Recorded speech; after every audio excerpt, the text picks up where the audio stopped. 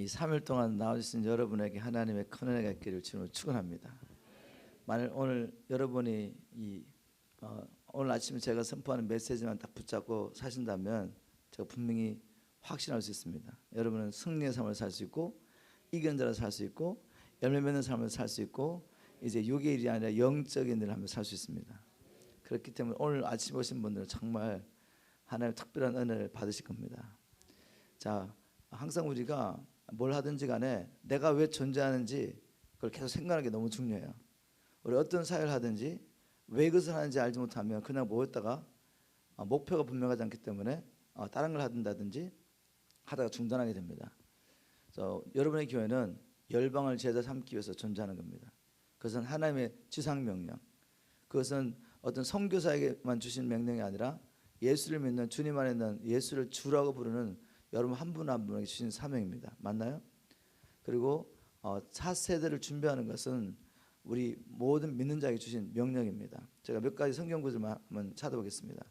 우리 한번 창세기 어제 안 나눴지만 잠깐 나누고 넘어가겠습니다. 창세기 우리 18장에 보시면 17장 창세기 17장 18절 하나님께서 이제 창세기 12장이면 아브라함에게 내가 너를 통해 열방을 축복하겠다라는 이런 말씀하시죠.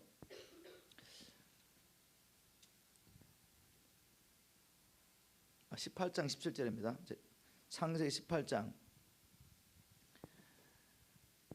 하나님께서 아브라함을 통해 열방을 축복하시는 방법은 아브라함을 통해 이제 메시아가 탄생하게 되고 바로 그 메시아를 통해서 열방이 하나님 앞에 다시 돌아올 수 있는 길이 마련되죠.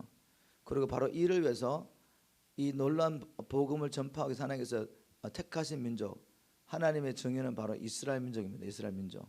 그래서 열방의 제사장 나라로, 제사장이라는 것은 제사장의 직분은 하나님께 나가는 자기 스스로 나갈 수 없는 자가 제사장을 통해서 하나님께 나가는 것입니다.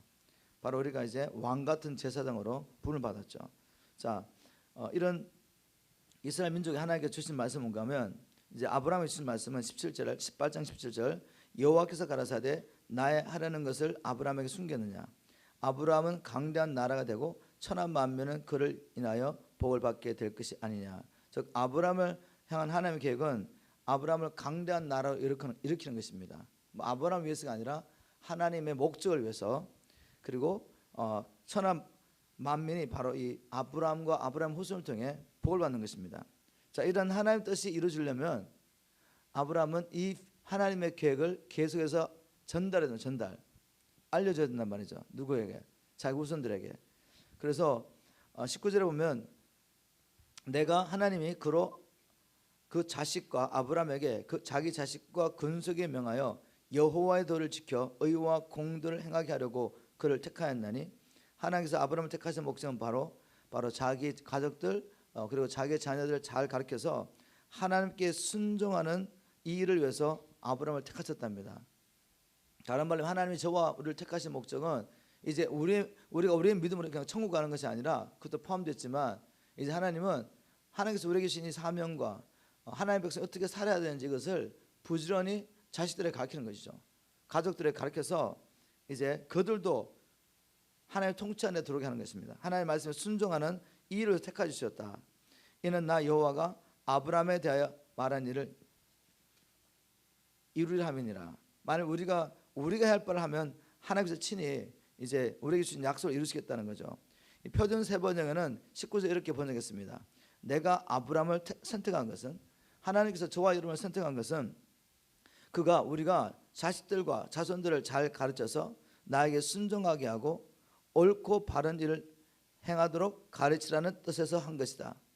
그의 자손이 아브라함에게 배운 대로 하면 나는 아브라함에게 약속한 대로 다 이루어 주겠다. 즉 아브라함을 통해 열방을 축복한 일은 내가 먼저 하나님의 약속을 붙잡고 살아야 되지만 이것을 또한 우리 자손에게 가르쳐야 됩니다. 그래서 우리의 다음 세대를 준비하는 것은 선택 여지가 없습니다. 우리 주신 사명이죠. 자, 이제 열방을 제자 삼고 이 열방을 제자 삼는 일을 위해서 나뿐만 아니라 우리 자녀들을 또 준비시키고 하는 이 모든 일은 이제 마지막 세 번째가 되면 자동으로 되게 돼 있어요. 그것은 끊임없이 우리에게 이제 갱신이 필요합니다. 끊임없이 생각의 변화가 필요하죠. 자, 여러분 지금 여러분의 지금 삶, 여러분이 이걸 만족하시든 만족하지 않든 여러분의 삶은 결국 여러분이 무엇을 생각하고 살았냐의 결과입니다. 그래서 이 생각의 갱신이 생각이 바뀌는 게 굉장히 중요해요. 여러분 생각이 바뀌지 않으면 삶이 절대로 바뀌지 않습니다. 자, 그래서 끊임없이 우리가 생각을 바꾸는 것. 자, 어떻게 바꾸죠? 하나님의 뜻을 따라 바꾸는 것이죠. 하나님의 말씀을 따라 새롭게 우리가 변화를 받아야 돼요. 즉 내 고정관념 갖고 있으면 안 된다는 말이죠. 하나님 어떤 말씀을 하시는데 아니야 나는 교회 생활하면서 평생 이렇게 살아왔어. 이게 교회 전통이야. 뭐 교회 전통이 다 나쁜 건 아니지만 하나님의 말씀과 어긋나는 전통을 붙잡고 있으면 삶이 바뀌지 않습니다. 사역은 항상 이렇게 와서 근데 그게 바뀌지 않으면 사역의 열매가 바뀌지 않죠. 근데 그걸 계속 고집하는 거야. 여러분 여러분이 만약에 성경적인 열매를 맺고 성경적인 어떤 역사를 경험하기 원한다면 성경적인 멘탈리티를 갖고 계셔야 돼. 근데 그게 바뀌지 않는 게 문제라는 거죠. 평생을 그렇게 살았다는 겁니다. 뭐 예를 들면 세를 주는 일은 목사가 하는 일이다. 안수를 받은 목사만 할 수 있다. 이거 바뀌지 않으니까 여러분 이 세례 주는 게 그냥 세례 주는 게 목적이 아닙니다, 여러분. 세례를 주는 것은 한 영혼이 주님 앞에 돌아왔다는 증거로서 이 사람은 이제 주님의 가족이 되었다, 주님 안에 있다, 이걸 선포하는 것입니다. 사실 이제 성경적인 세례는 우리가 이렇게 물을 뿌리기도 하지만 성경적인 세례는 뭐예요? 사실 침례입니다, 침례. 물 속에다 집어넣는 거죠. 이게 왜 집어넣죠? 당신이 이제 죽었다는 거지. 나는 그리스도와 함께 죽었다는 것을 우리가 데몬스트레이트하는 것입니다. 공식 숙성에서 선포하고 나도 그것을 선포하는 것입니다. 나는 이제 나를 살던 나는 그리스도와 함께 죽었다. 물에 들어가는 겁니다. 그리고 마귀의 종됐던 나는 죽은 것이다. 물속에 들어가는 거죠. 장사된 바 되는 겁니다. 이제 물속에서 나오는 건 뭐죠? 나는 그리스도 안에서 새로운 생명을 가지고 부활했다는 겁니다. 이제 하나님을 섬겨서 다시 태어난 것을 선포하는 것입니다. 이걸 누구에게 명령했죠? 모든 성도에게 명령한 것입니다. 근데 우리가 어떤 제도적으로 이 세례 주는 거를 목사만 한 걸로 딱 정해놨단 말이에요. 이건 만약 이걸 침범하면 난리가 나는 겁니다. 성경지지 않죠. 근데 이게 끼워져야 된다는 거죠. 그래서 뭐 하자는 거죠? 여러분 모두가 나가서 이제 영혼을 구원하셔야 돼.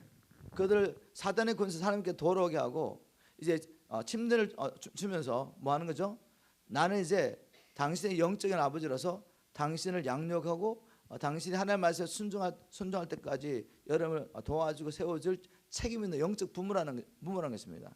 그래서 성경적인 것은 이제 우리가 목사님이 침례를 주더라도 복음을 전하는 자가 함께 옆에 서서 그들과 함께 침례를 주면 너무 귀한 것이죠. 자, 그렇지만 우리 교회 전통 때문에 이거는 누가 해야 돼? 어떻게 해야 돼? 이렇게 정해진 게 있잖아요. 이게 바뀌지 않으니까 역사가 바뀌지 않는 것입니다, 여러분. 이제 성경적으로 다 들어가는 것이죠. 성경적인 교회는 사실은 이렇게만 예배 드리는 게 교회는 아니에요. 어떤 형태로 드리든 그건 중요한 게 아닙니다, 여러분. 성경적인 예배는 믿는 자들이 함께 모여서 하나님 앞에 예배와 찬양하고 은사를 따라서 서로 섬기고 하는 것입니다. 그래서 성경적인 교회는 두세 사람이 모인 것이 바로 주님 함께 하시는 교회입니다, 교회. 그래서 여러분이 나가서 이제 복음을 전하고 이제 한두 사람이 모이서 하면 그게 교회란 말이죠. 거기서 모든 게 다 이루어져야 돼. 여러분이 복음을 전할 뿐만 아니라 양육하고 그들을 복음을 따라 살 수 있도록 도와줘야 돼. 근데 혼자서 할 수 없기 때문에 이런 교회는 사실은 센터 같은 교회죠. 이곳에서 함께 모여가지고 특히 하나님께서 세우신 오중 사역자들, 사도들과 그 다음에 선지자들과 그리고 복음 전한 자와 목사와 교사, 교회에 준 특별한 직분자죠. 직분자. 우리 모두가 사역자지만 여러분을 사역자로 준비시키기 위해서 하나님께서 허락하신 오중 사역자들이 있단 말이죠. 이 오중 사역자들이 센터 같은 이런 교회에서 훈련하고 여러분을 나가서 바로 삶 현장에서 교회 개척하는 겁니다. 한마디 말하면 이게 성경적인 교회, 성경적인 교회. 보이십니까, 여러분? 자, 그리고 이 교회는 한 사람의 목회자가 여러분을 온전케 할 수가 없어요. 온전케 할 수가 없어. 왜냐하면 주님께서 우리 한번 에베소서 4장 11절을 가보겠습니다. 여러분 생각이 바뀌셔야 돼요. 생각이 바뀌지 않으면 삶이 바뀌지 않고 또 사역 가운데 열매가 바뀌지 않습니다. 자, 우리 에베소서 4장 잠깐만 나누고 난 다음에 제가 정말 나누고 싶은 이야기를 하겠습니다. 에베소서 4장 11절을 가보겠습니다. 에베소서 4장 11절. 주님, 저희 입술을 열어주시고 담대한 말씀을 선포할 수 있도록 도와주십시오.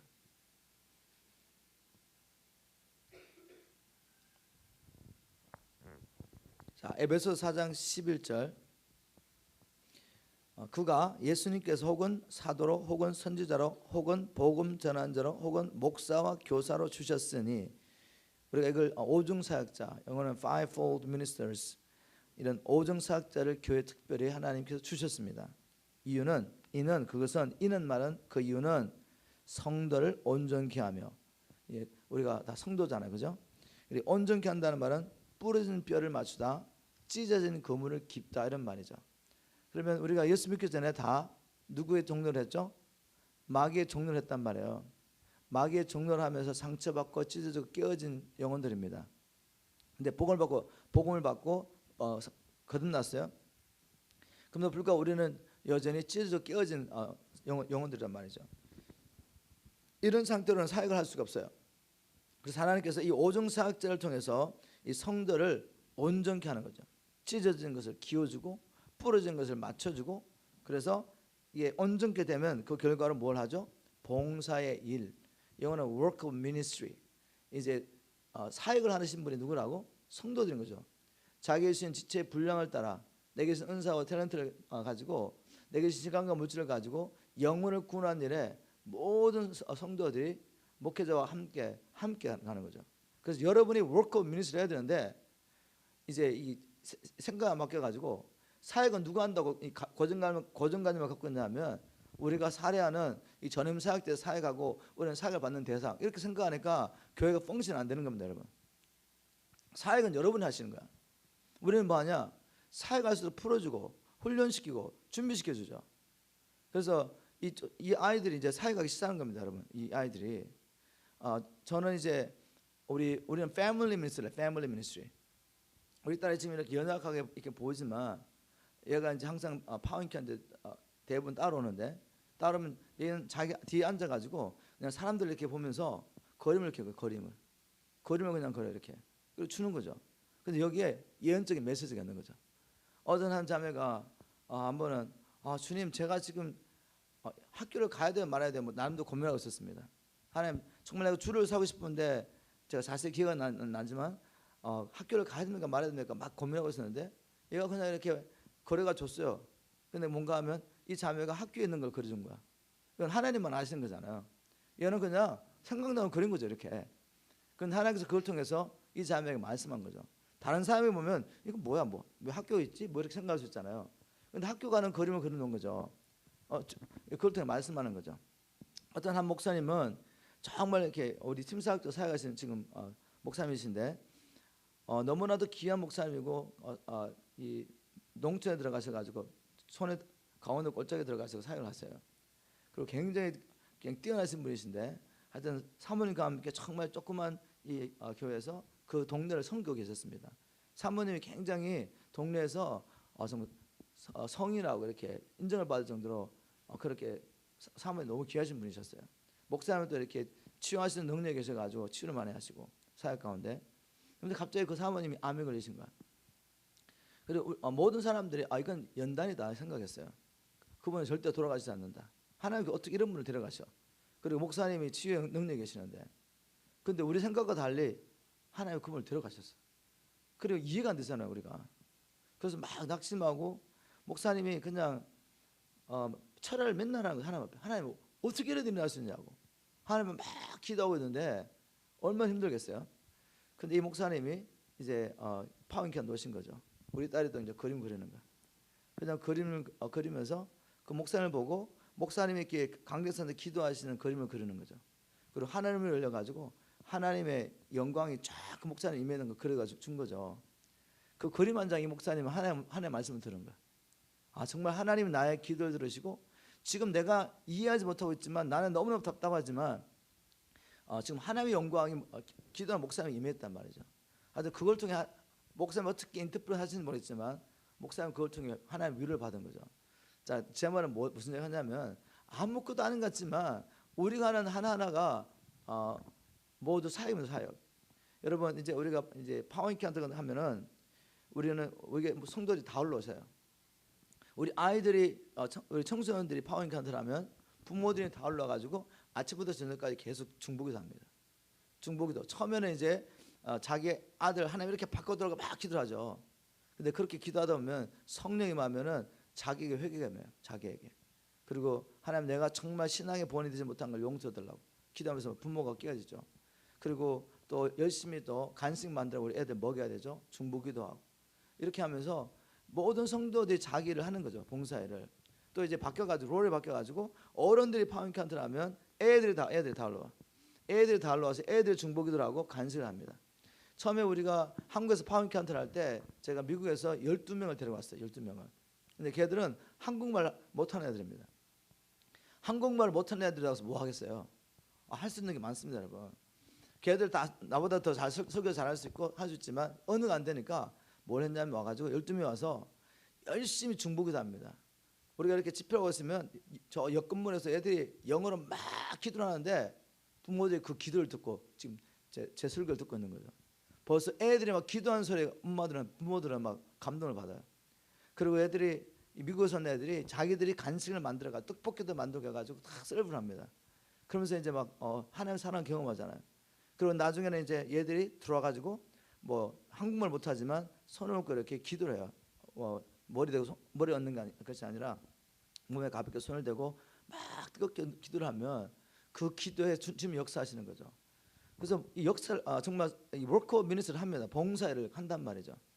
제가 아까 패밀리 미니스트 얘기했는데 우리 큰딸은 또 이제 12살 때부터 예전에 12살 넘은 애들 많죠. 12살 때부터 children ministry를 했어요. 그러면 애들 못할 것 같죠. 예, 어린 애들 이 청소년들을 목회자와 영적 지도자의 oversee 우리가 다 봐주고 보호해주고 메시지를 도와주고 뭐 어떤 메시지 할 것인지 우리가 다 검증하고 이렇게 하면서 애들 사역을 시켜 그냥 안 될 것 같은데 정말 하나님의 역사하십니다. 하나님의 역사는 사람이 공부를 많이 했다고 되는 게 아니잖아요. 나이가 많다고 되는 게 아니에요. 하나님의 역사는 성령의 통로가 될 그릇이 필요한 거죠. 성령의 통로가 될 그릇은 어린아이와 젖먹입니다, 여러분. 가장 강력한 도구, 영적인 세계에 가장 가까이 있고 가장 예민하게 움직이는 사람들이 바로 에이지 그룹이 infant, 어린아이와 젖먹이란 말이에요, 여러분. 너무 놀랍죠? 그래서 하나님의 계획은 어린아이와 젖먹이 입에 권능을 세우시고 원수와 보수자를 잠잠케 하신다 그랬어요. 이 원수들을 잠잠케 하는 일에 바로 어린아이들 입술을 쓰겠다는 거죠. 이걸 믿으시면 그 성령님 의지하고 아이들에게 맡기는 거죠, 사역을. 그래서 아이들은 아이들이 목회하는 겁니다. 사역하는 것이죠. 물론 우리가 다 도와줍니다. 뒤에서 우리가 멘토하고 다 하죠. 그러니까 우리 딸이 이렇게 메시지도 전하고 어떨 때는 이제 성령님들 따라 기도를 하는데 정말 한 번은 하나님께서 야 오늘은 회개의 메시지를 선포하라 그랬어요. 그래서 우리 이제 집에서 교회를 시작했는데 밑에 1층에서는 부모들이 모여있고 위에 어린아이들은 이제 금요기도 때 밑에서 부모들은 이제 메시지를 듣고 막 열심히 기도하고 철학이 더 가는 겁니다. 우리 애들은 위에서 기도하고 있는 거죠. 근데 갑자기 이제 우리 딸이 막 완전히 이렇게 내려와가지고 아빠 왜 그랬더니 애들이 다 쓰러져 있대요. 나 뭐 해야 되지? 그래서 야 하나님께서 너를 인도하셔가지고 애들 다 쓰러졌으면 네가 알아서 해. 나한테 묻냐고. 그래서 올라갔는데 부모들이 열심히 기도하는데 우리는 아무 역사가 없잖아요 지금. 그래서 얘들이 도대체 뭐가 했나고 궁금해가 한 부모가 올라가 본 거예요. 이렇게 기도하다가 올라서 봤더니 문을 여는 순간 그 안에 하나님의 임재가 가득 있는 거죠. 프라이스라는 찬양이 계속 올라가면서 애들이 그냥 다 이렇게 주님 임재 안에 쓰러져 있는 거죠. 그리고 내려와가지고 목사님 정말 하나님 영이 역사하고 있다고 저 위에. 그러니까 부모들이 더 도전을 받고 막 열심히 기도하는 거죠. 나중에는 우리 애들이 다 일어나가지고 우리 큰딸 세라를 이렇게 부추기가 내려왔더라고. 얘가 나중에는 주님 임재가 쓰러진 거죠. 보니까 다른 애들은 다 쓰러져 있는데 작은 저 서가 있는 거야 이렇게. 나중에 애들이 일어나가지고 이제 세라로서 기도했는데 갑자기 성령이 또 우리 딸에게 임해가지고 얘가 또 완전 쓰러져가지고 다른 애들 부축을 받고 내려와서 이제 우리 애들이 이제 우리 부모들에서 기도하는 거죠. 간절한 마음 하나 앞에. 그러면서 정말 어린 아이들 월커 미니스트를 합니다. 그리고 애들이 설교하고 여러분 잘 가르치면 돼.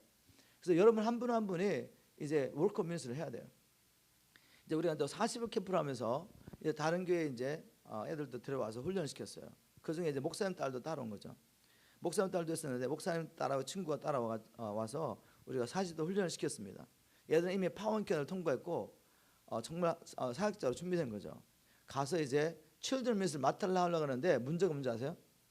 교회에서 다 일어난 거야. 교회 전부는 아니지만 중직도 일어나서 아니 얘는 신학교도 안 나오는데 신학교도 안 다니는 애를 왜 설교를 시키냐고 막 또 이렇게 막 하시는 거 말씀하시는 거지. 문제가 뭐죠 지금? 이게 멘탈리티가 바뀌지 않은 거죠. 이게 너무 우습지 않습니까? 어떤 사람이 어떤 학생이 청년이 그냥 이렇게 살다가 갈 데가 없어가지고 신학교를 간 사람 많이 있거든요. 어떤 사람 정말 부름을 받고 간 사람이 있지만 어떤 사람은 그냥 간 사람도 있어요. 여러분 갈 데가 없어가지고 정말 그런 일이 있었습니다. 예, 그런 일이 있었어요. 자세한 얘기 안 하겠지만 그런데 문제는 뭔가 미국이나 한국이나 어떤 사람이 신학교를 가면 그 사람을 뭐라고 부르죠? 전도사라고 불러. 그래가지고 사역을 시켜. 이거 얼마나 위험한 일입니까, 여러분? 이건 뭐 어떤가 하면은 어떤 사람이 이제 의과대학을 들어가자마자 칼을 쥐고 수술하라고 하는 거 똑같은 겁니다, 여러분. 얼마나 위험한 일인데. 그런데 어떤 사람은 신학교 안 다녀요. 그렇지만 성령의 기물을 받고 하나님의 말씀이 열려가 있고 복음이 뭔 줄 알고 영혼을 어떻게 도와줄 줄 알고 있는 사람들이 있어. 이 훈련받은 사람이 있단 말이죠. 이런 사람이 사역을 해야지. 이런 사람이 사람을 고쳐야죠. 그런데 머리로 지식은 갖고 있는데 뭐 메시지 뭐 하라. 사실 복음적인 메시지도 아니지만 어쨌든 신학교에서 훈련받고 이제 메시지 잠깐 할 수 있어. 그런데 정말 한 영혼이 왔는데 붙잡혀 있단 말이죠. 어떻게 할지도 모르는 거야. 이건 실제로 일어난 일입니다, 여러분. 요즘 한국에서 선호하는 게 뭔가 하면 미국에서 목회학 박사학위 받은 사람들 선호하시잖아요. 그래서 어떤 분이 그 교회에서 정말 이렇게 뽑으셔가지고 신학대학을 나오고 신대원을 나오고 이제 미국까지 와가지고 목회학 박사를 받았어. 이 공부하는 동안 얼마나 시간이 많이 걸렸겠어요, 여러분? 최소한 10년 이상 걸렸습니다. 10년 이상 공부를 하신 거야. 그리고 이제 큰 교회 와가지고 이제 부목사를 했다가 담임 목사 되셨어요. 설교는 뭐 이렇게 열심히 할 수 있습니다, 여러분. 뭐 이렇게 훈련하면 되잖아요. 그런데 성도들이 와가지고 목사님 나 이런 문제가 있어요. 도와주세요. 영적 문제를 이야기했는데 어떻게 기도할지도 모르겠고 어떻게 도와줄지도 모르겠어요. 그래서 이런 분들이 나중에 그래도 정말 목회하기 원하신 분들이 나중에서 이제 실제적으로 영혼들을 도와줄 수 있는 이제 훈련을 받기 시작하는 거죠. 이게 뭐가 잘못됐죠, 여러분? 이런 게 다 깨진다는 게 다 깨져야 돼. 자, 성경으로 돌아오면 여러분, 성령을 받은 자들이 영적으로 자기가 묶여있다가 풀려난 자들이 하나님을 실제로 경험한 자들이 이걸 이야기하기 시작하는 것입니다. 그래서 정말 예수님을 가서 손 얹고 기도하는데 역사가 나타나는 거죠. 물론 영적으로 은사가 나타나는 것과 그다음에 성수감은 별개예요. 성수감. 신령한 은사들이 나타난다고 해서 그 사람이 정말 신령하냐 영적 성수하냐 그건 아니에요. 그럼에도 불구하고 주님께서는 이 부족한 제자들에게 건설을 주고 나가서 사역을 하게 하신 겁니다. 그래서 사역은 반드시 성령을 받고 거듭나고 그리고 하나님을 신뢰하고 오직 하나님의 능력이 나타나게 할 수 있는 사람, 이런 사람이 사역해야 돼. 그래서 누구든지 어린아이든지 하는 것입니다. 그러나 질서를 따라서 반드시 어린아이들이 이 능력이 나타나면 이렇게 교만해지거든요. 뭐 어린아이뿐이겠습니까? 뭐 성도들이 묶여있다가 갑자기 이렇게 풀려나고 함께 은사를 받고 막 보이기 시작하고 손을 꼭 기도하는데 막 성령세가 임하고 자기가 기도하는데 이러면 사람이 막 교만하기 시작해요. 이게 가장 위험한 것입니다. 가장 위험한 것이에요. 그래서 반드시 영적인 질서 안에서 목회자의 도움 안에서 우리가 가야 되는데 제가 목회하면서 별리한 일을 다 봤다니까요. 어떤 분들이 가정에 아이들이 다 묶여 있어요. 근데 파워잉키 한다고 해서 애들이 막 풀어지기 시작한 거죠. 이 영적인 세계가 보이는 거야. 부모님도 굉장히 이제 지적인 어떤 교회를 다니다가 그래서 훈련을 많이 받았어요. 제자 훈련도 많이 받으시고. 그런데 자기 아들 묶였는데 아무 일도 못 하고 있었단 말이죠. 근데 정말 파워잉키 한도 오고 우리 교회 다니면서 영적인 세계가 열렸어요. 이제 갑자기 부모도 막 보기 시작하고 아이들도 이렇게 열리기 시작했는데 나중에는 저를 쳐다봐서 교회를 떠나겠다고 그러더라고요. 그래서 왜요? 그랬더니 목사님, 제가 영적으로 열리지 않았을 때는, 열린다는 말이 이제 뭔가 은사를 받아가지고 보이기 시작하는 겁니다, 여러분. 열리지 않았을 때는 목사님이 깨는 줄 알았는데 목사님 보니까 보시지도 못하고, 그래서 목사님께 더 배울 게 없다는 거죠. 나가시는 거야. 물론 그렇게 떠나도 괜찮아요. 근데 제가 보기에는 뭐죠, 여러분? 이게 영적인 교만이야. 영적인 교만.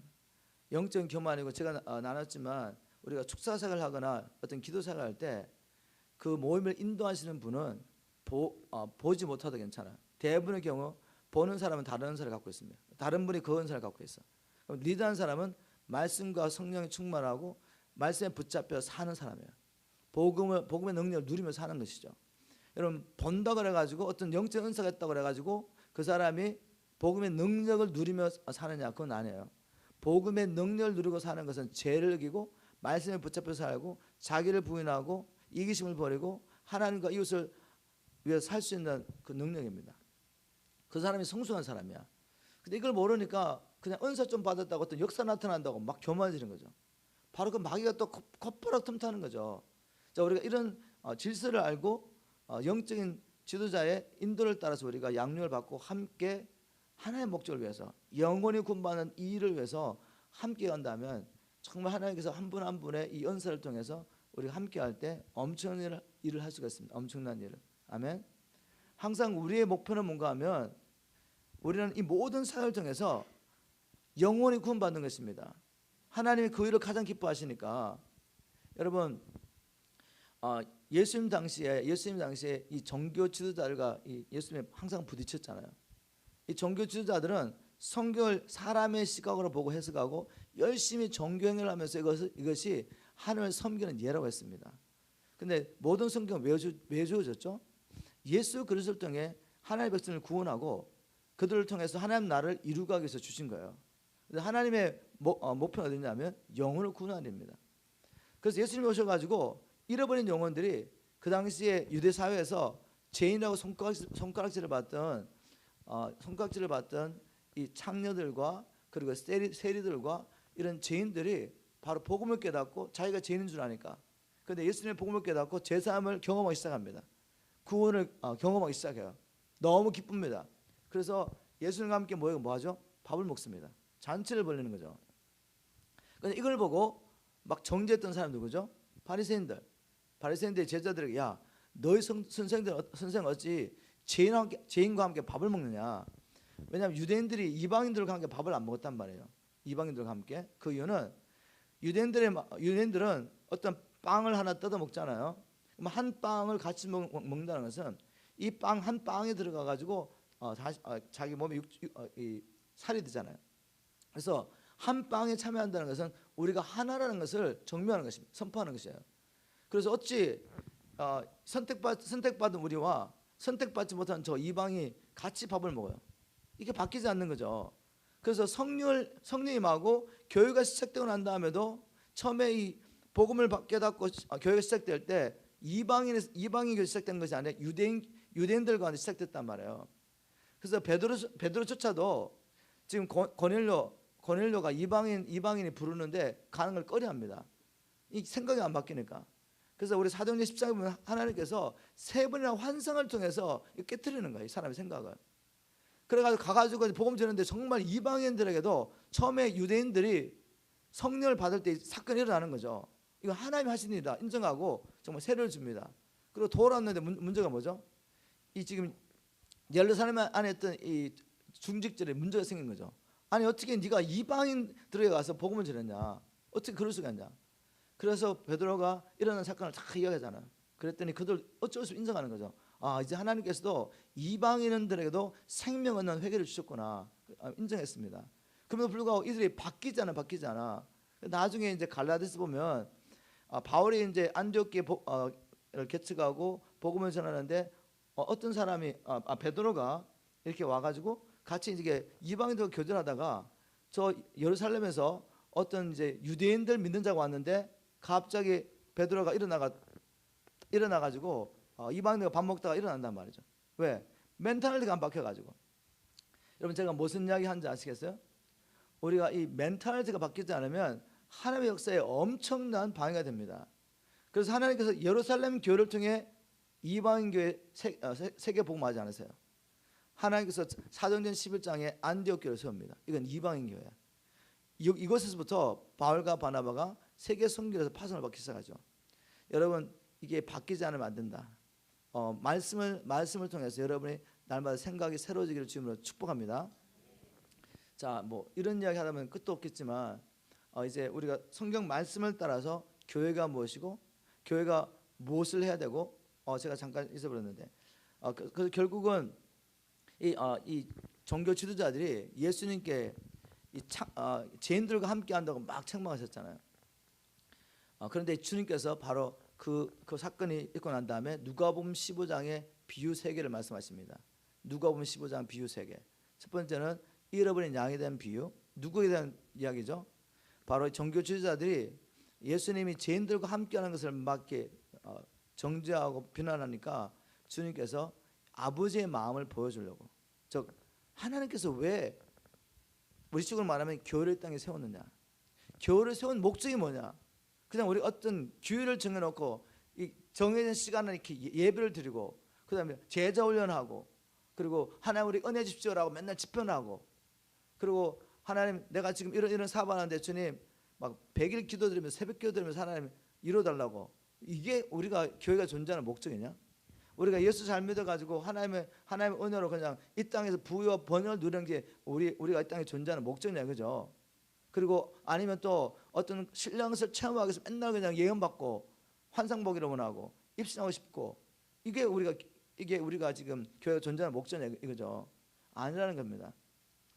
주님께서 바로 이 누가복음 15장의 비유를 통해서 하나님의 마음을 이야기합니다.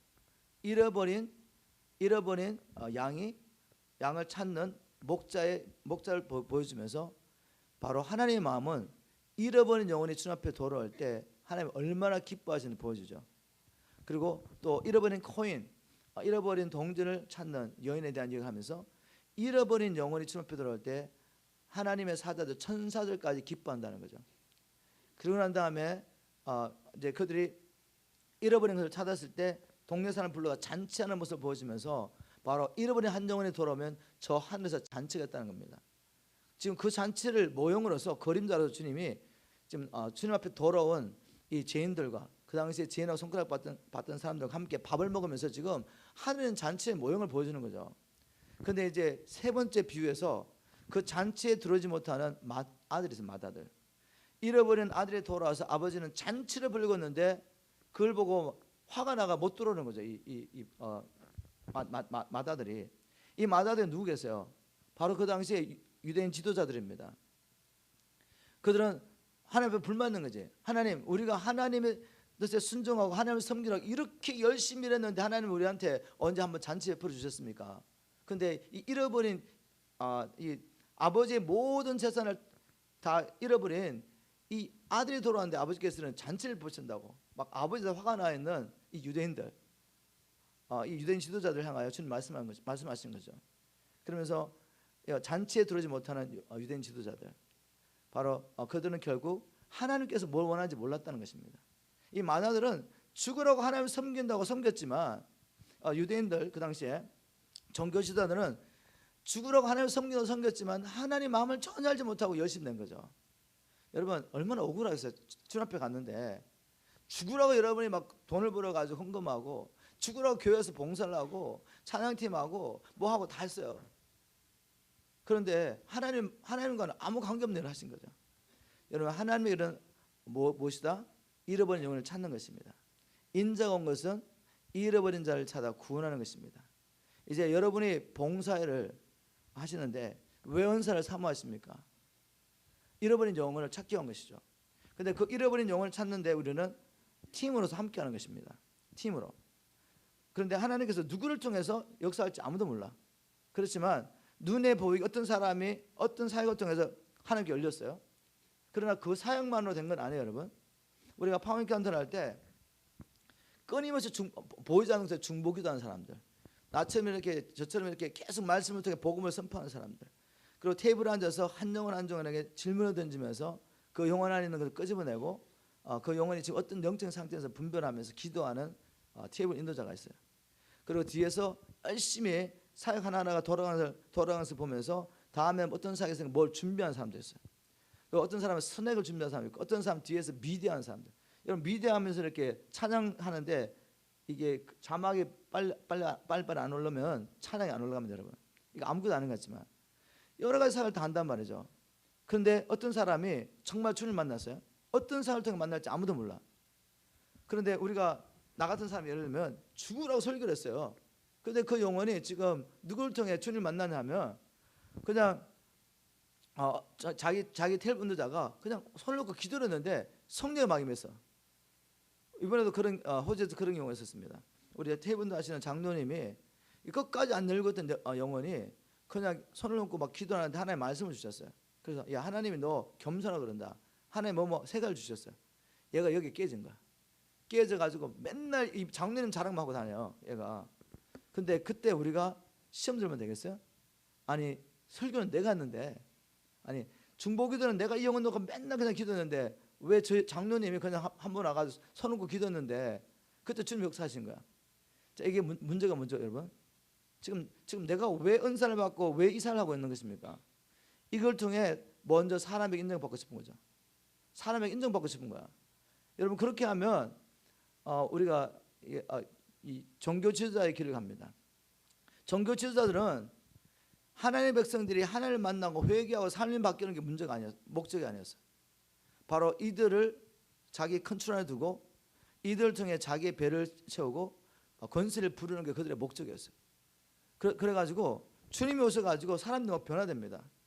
주님이 오셔가지고 안식일 날 38년 된 병자가 치료받는단 말이죠. 영원히 구원받고 이들이 사단의 결박에서 풀려나는 게 목적이라면 그걸 기뻐해야지. 하나님과 함께. 왜 그게 시기 질투하냐 이겁니다, 여러분.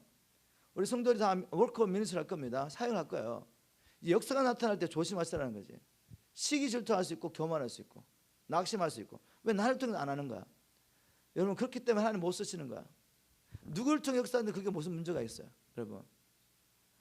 제가 간증을 하면 이 사역하고 다니면은 우리가 파워인칸들 하면 사람들이 사역 끝나고 난 다음에 헬렌 사모를 통해 뭐 은혜를 받았습니다. 아니면 우리 딸을 통해 정말 은혜를 받았다고 이렇게 말해요. 저에 대해서 얘기하는 사람 한 사람도 없어. 한 사람 없는 건 아니지만 잘 못 듣는단 말이죠. 그때 제가 만약에 시험이 들면 어떻게 하겠어요? 시기 질투하면 안 세우는 거죠. 나만 하면 되지. 예? 우리 딸 안 세워요. 제 와이프 안 세웁니다. 우리는 이제 2세 사역할 때는 스피커도 굉장히 많아요. 우리 집에서 살았던 애들 제가 4, 5년 훈련시키는 애들이 다 메시지 전합니다. 뭐 나보다 더 뛰어나게 전하죠. 얘들 다 세워요. 누구를 통해 하나님 만나서 그게 무슨 상관이 있겠습니까? 우리의 목적이 잃어버린 영혼이 주님 앞에 돌아온 것이라면 침례 요한의 영을 받고 우리는 기뻐하는 거죠. 자기가 정말 1년 반 동안 사역해가지고 이 사람들이 주님 앞에 오도록 만들어놨단 말이에요. 주님 만날 수 있도록. 주님이 나타났는데 이제 자기를 따르는 모든 사람들이 예수님을 쫓아가는 거야. 그때 마음이 불편했던 사람은 그 침례요한을 옆에서 따라다녔던 제자들이죠. 주님, 침례요한에게 지금 당신의 제자들이 지금 당신이 전하던 예수가 나타났는데 그에게 다 따라간다고. 그럴 때 이 침례요한이 시험 듭니까? 시험 안 들죠. 그는 신랑의 기쁨에 참여합니다. 자기는 신부를 준비한 거야. 신부를 왜 준비했죠? 신랑에서 준비한 거죠. 신랑이 나타나서 신랑을 쫓아가는데 기뻐해야지. 한 영혼이 주님을 발견하고 주님을 쫓아가고 있고, 그런데 누구를 통해 갔더니 그 무슨 상관이 있겠어요? 주님 보시기에는 우리 모든 사역이 다 합력하여 그를 이뤘는데 눈에 보기에는 어떤 한 사건을 통해 한 사역을 통해 열린 것 같지만 주님 보시기에는 우리 모든 사역이 다 연합하여서 그 한 영혼이 풀려난 겁니다. 여러분 맞나요? 이제 우리가 팀장할 때 시기 질투할 것도 없고 왜 저 사람 방 안에 나는 방 안에 안 돼? 저 사람 보이는데 나는 왜 안 보여? 여러분 저도 안 보여요. 여러분 주님께서 우리를 인도하실 때 여러 가지 방법으로 우리에게 자기 뜻을 보여줍니다. 우리 딸은 정말 이렇게 기도하면 이렇게 많이 보여요. 맨날 보였어요. 옛날에는. 요즘은 이렇게 많이 절제가 됐어요. 맨날 보이는데 저는 안 보여. 그래도 괜찮아요. 침상하는 거죠. 우리 딸이 이제 사회 현장에서 갑자기 어떤 애가 막 누웠단 말이에요. 지금 어둠의 영이 막 드러나는 거죠. 그러면 우리 딸은 이렇게 말하면 아빠 지금 어둠의 영이 이렇게 붙잡고 있어. 어디를 붙잡고 있어? 지금 여기를 공격하고 있어. 이게 보이는 거죠. 그럼 저는 손을 놓고 막 축사를 합니다. 어둠의 영 수모가 다닌단 말이에요. 이것들이 우리 침상하는 거죠. 우리 목적은 뭐죠? 이 한 영혼을 어둠의 영으로부터 결과부터 완전히 풀어넣는 것입니다. 이렇게 풀려나가기 위해서 먼저 메시지가 선포되었고 또 그 뒤에서 계속해서 이 영혼이 풀려나가기 위해서 기도하는 사람도 있고 또 예배 가운데 하나님 임재가 우리 가운데 임하도록 예배한 자도 있었고 다 이렇게 되는데 이제 우리 팀사야 가잖아요, 여러분. 팀사요. 안 보여도 괜찮다니까요. 내게 주신 걸 가지고 목적은 뭐냐? 한 영혼을 주님 앞에 세우는 것입니다. 그곳에서 갈 때 하나님이 아름답게 우리 연합을 통해서 이제 하나님의 역사를 이루어가십니다.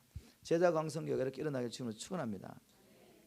자, 이제 제가 결론 비슷하게 이렇게 말씀드렸지만 갑자기 하나님께서 여러분들의 교회를 통해서 엄청난 일을 지금 행하고 계십니다. 이번에 제가 3일 동안 하면서 우리 아이들에게 임하는 하나님의 성령을 보았어요. 성령을 보았는데 이걸 계속 지켜줘야 됩니다, 여러분. 여러분의 부모님들이 함께 이 하나님의 기름 부으심에 들어오길 주님을 축원하고 이제 제가 떠나고 난 다음에도 여러분 모이기를 힘쓰십시오. 모이기를 힘쓰셔야 돼. 자, 우리 이제 이 끊임없이 갱신하는 게 왜 중요한지 제가 말씀 나눴지만 성경을 한번 찾아보게요. 성경을 우리 잠언 23장 7절 가보세요.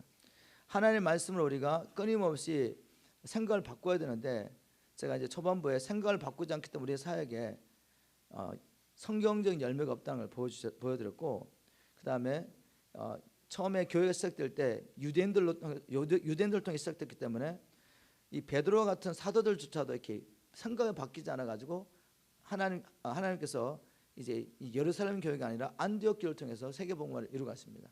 그리고 생각이 바뀌었던 바울과 바나바를 통해 하나님 일하시죠. 잠언 23장 7절 그냥 제가 외우겠습니다.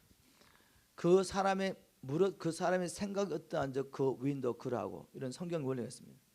그 사람의 생각이 어떠한즉 그 위인도 그러하고 또 표준세번에 보면 그 사람의 생각하는 것이 바로 그 사람의 됨됨이다 이렇게 이제 번역했습니다.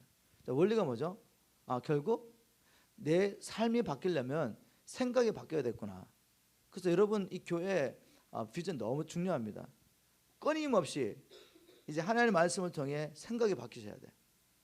끊임없이. 아멘. 왜냐하면 우리는 생각하는 살기 때문에. 자, 신약에도 원래는 똑같습니다. 우리 한번 로마서 8장 5절 중요한 성경 구절은 계속 찾아보면서 이제 이게 갑자기 생각만 하다가 우리 심장에 영으로 이렇게 깨닫는 순간이 있어요. 하고 이렇게 깨달음이 오는 순간이 있습니다.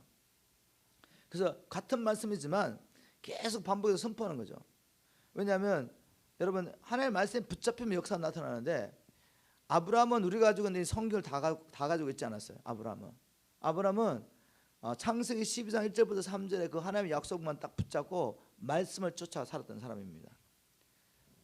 그리고 지금 이제 초대교회 때 이 복음의 역사를 일으켰던 사람들이 우리가 가지고 있는 성경을 가지고 있지 않았어요. 그냥 사도에게 들었던 메시지 그걸 기억하고 거기서 붙잡아 살았던 사람이에요. 그리고 중국계에 엄청난 부흥을 일으켰던 그 사람들이 성경책도 없었단 말이에요. 그런데 선교사들이 전해준 그 복음 메시지 하나 붙잡고 그냥 말씀대로 산 거예요. 그냥 그랬더니 그 놀라운 역사가 일어난 것입니다. 자, 그 말은 뭔가 하면 지금 문제는 뭔가 하면 이렇게 선포되는 메시지를 믿지 않는 게 문제란 말이죠. 중요한 성경의 원리들.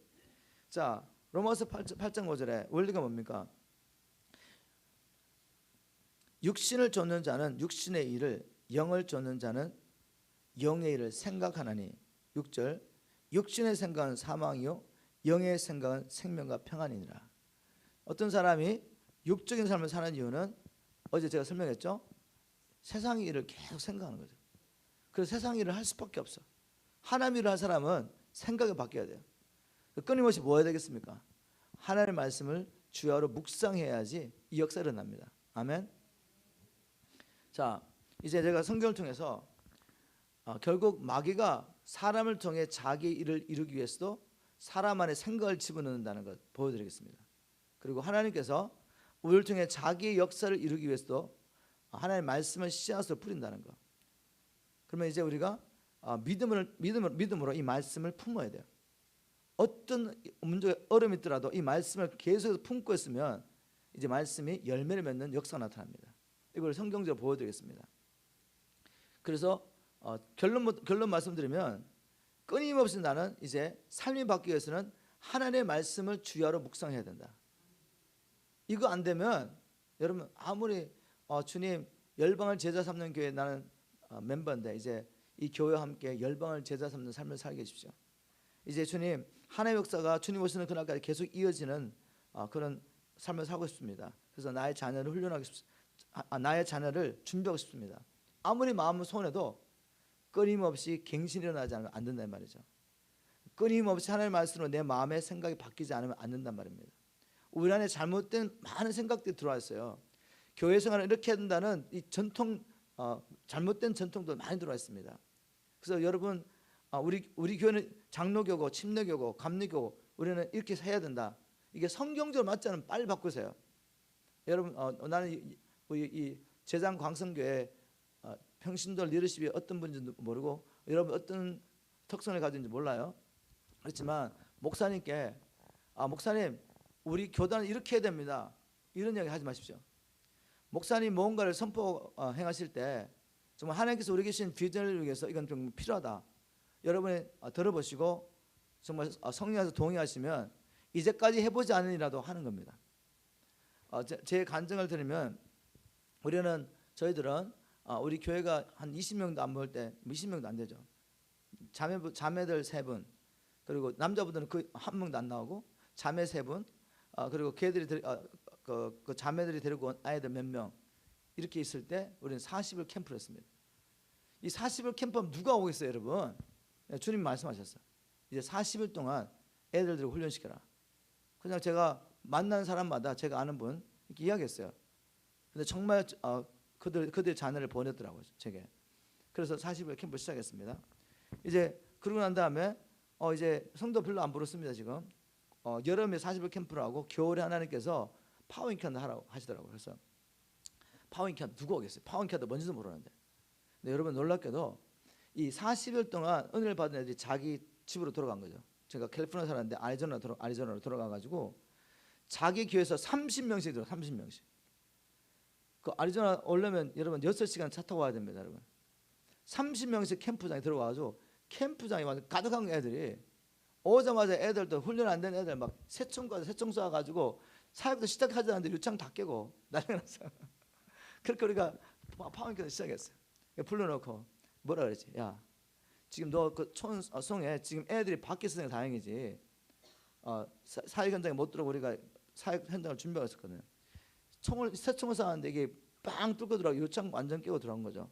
그래가지고 사람 맞았으면 죽는 겁니다. 이거는 다치는 거야. 그렇게 시작했습니다. 그리고 우리 이제 교회 이제 회계가 이렇게 말합니다. 딱 회계 두 명 있었는데 모두 하는 말이 사역 보고할 때 성도 여러분 하나님 살아계신 것을 경험하고 싶으시면 하나님 나라 교회 회개를 하십시오. 왜 그렇게 이야기하냐면 우리 교회 성도들이 얼마 안 되고 거의 또 막 이 경제가 힘들어가지고 이 뱅크럽시 된 분이 많으셨어요. 그래서 우리가 하는 사역은 우리 교회 성도들의 헌금은 도저히 감당이 안 돼. 그리고 그런데 이제 나는 항상 일을 벌리거든, 사역을. 그래서 우리 교회 회계가 목사님 뭐 사역해 못 하겠다고 그러더라고. 왜요? 그랬더니 뭐 생각지도 않은 목사님 일을 벌리시니까. 그런데 하나님께서 항상 모든 필요를 채워 주셨어요. 그래서 우리 폐문들 하게 하시고 사역자 살아게 하시고 또 우리가 섬기는 선교사를 다 섬기게 하시고 항상 남는 거죠, 이게. 마지막 때 보고할 때. 그래서 이건 기적이다, 기적. 우리 교회 성도들 때문에 그렇게 헌금이 나올 수가 없어요. 여러분, 하나님께서 원하시는 일을 하시면 하나님이 사람도 보내시고 물건도 보내신단 말이죠. 근데 내가 가지고 있는 내 힘으로 뭔가 하려고 그러면 메뚜기 신앙밖에 안 된다. 메뚜기 신앙. 여러분, 메뚜기 신앙이 뭔지 아시죠? 이스라엘 민족이 하나님 주신 가나안 땅을 점령해야 되는데 내 힘과 나를 바라보면 어떻게 돼? 할 수가 없는 거죠. 생각이 바뀌셔야지. 그래서 하나님이 일하고 딱 생각되시면 정말 하나님께서 우리에게 주신 이 일을 이루기 위해서 정말 이 사역이 필요하다고 생각되시면 말이 안 되는 것 같더라도 아멘으로 한번 하나님을 기다려 보십시오. 그리고 기도하고 지금 내가 할 수 있는 일을 해보는 거예요. 내가 할 수 있는 일을. 그럼 하나님이 역사하십니다. 그것도 바라만 보면 안 되죠. 내가 할 수 있는 일을 해봐야지. 내가 할 수 있는 일을 해보는 거죠. 그러면 주님께서 뜻밖의 일꾼들 보내시고 물꾼들 보내시고 능력을 주셔가지고 일을 하게 하시죠. 어제도 나눴지만 방주를 짓는 일 8명의 식구 할 수 없는 일입니다, 여러분. 불가능한 일이야, 이거는. 그런데 하나님이 하게 하시는 거죠. 내가 하나님의 말씀을 믿고 움직일 때, 순종할 때, 그 다음에는 능력이 만 능력이. 그래서 정말 하나님이 하셨구나라고 말하면서 영광을 하나님께 돌리게 됩니다. 그러나 내 힘으로 할 수 있는 일만 하면 다 자기 영광을 받아요. 자기가 영광을 받아요. 자, 이 사단이 사람들 통해서 일하는 방법도 자기 생각을 뿌린다는 걸 보여드리겠습니다. 여러분, 태초의 살인자가 누구죠? 태초의 살인자는 창세기 4장의 가인입니다. 가인입니다. 그런데 요한복음 8장 44절에 보시면 요한복음 8장 44절에 보면 예수님께서 뭐라고 말씀하셨냐면 최초의 살인자는 마귀라고 말씀합니다. 마귀는 처음부터 살인한 자요, 이렇게 말합니다. 마귀가 처음부터 살인했단 말이죠. 그러면 이게 어떻게 우리가 하나님의 말씀이 완전히 다른 것 같은데 구약과 신약이 이걸 어떻게 우리가 reconcile 화목할 수 있겠습니까? 이게 어떻게 부딪히지 않고 하나로 볼 수 있겠냐, 그죠? 다른 것이 아니라 이 가인이라는 사람은 그 안에 마귀가 역사할 수밖에 없는 이 만밭을 갖고 만밭이 시기 질투, 믿음이 없는데 굉장히 육적인 사람이죠. 그리고 종교적인 사람이죠. 내가 하나님 앞에 이렇게 예배드리니까 나를 축복해 달라는 거지. 하나님, 내가 이렇게 하나님 앞에 나갔으니까 내게 하나님 은혜와 능력을 부어주시고 자기가 원하는 걸 받아야 되는 사람. 예배를 왜 합니까, 여러분? 정말 하나님 앞에 나가서 하나님을 알고 하나님의 은혜와 사랑을 경험하고 하나님께서 원하시는 게 뭔가를 듣고 이제 우리 하나님 앞에서 그걸 이루가기 위해서 예배를 해야지. 예배 들어갈 때 벌써 내가 원하는 걸 딱 정해놓고 하나님, 내가 주님 앞에 예배하고 기도하고 또 마음을 정해놓고 내가 100일 기도 1000일 기도 할 테니까 주님 이렇게 역사해 주십시오. 이렇게 가는 사람들은 다 종견입니다. 우상숭배해서 이렇게 나가죠. 그러나 하나님 백성은 그렇게 가지 않습니다. 하나님을 더 알기를 원하고 하나님의 은혜와 능력을 받기를 원하고, 그래서 뭘 하겠다는 거죠? 나는 스스로 할 수 없는 하나님의 일을 하고 싶은 겁니다. 어쨌든 이제 가인과 아벨의 제사를 드렸는데 가인의 제사는 하나님 받지 않습니다. 그런데 아벨의 제사를 하나님 받으세요. 왜? 믿음으로 피를 흘리고 나왔기 때문에 하나님과 화목할 수 있는 것입니다. 하나님 앞에 나아가기 위해서는 반드시 죄의 싹을 지불해야 된단 말이에요. 그래서 아벨은 믿음으로 창세기 3장 21절을 믿음으로 하나님께서 사람들의 허물과 죄를 가려주고 죄가 있는 사람이지만 이 죄를 사하시고 하나님 앞에 나올 수 있는 길을 하나님이 친히 만드셨어요. 그것은 바로 행위를 통해 가지고 하나님의 어떤 사건을 통해 가지고 예언하신 거죠. 그게 뭔가 하면 너희들이 이제 내게 나올 때는 너희들의 허물과 죄를 가리는 방법은 너희들이 스스로 할 수 없다는 거죠. 내가 말하는 방법, 피를 흘리는 제사를 통해 내게 나올 수 있는 것입니다. 믿음으로 나간 거죠. 아벨은 이것을 믿음으로. 그랬더니 어떻게 해요? 하나님이 임하시는 거야. 아벨의 제사를 통해. 여러분, 하늘 문을 열고 하나님이 임하는 예배를 마귀는 원치 않습니다.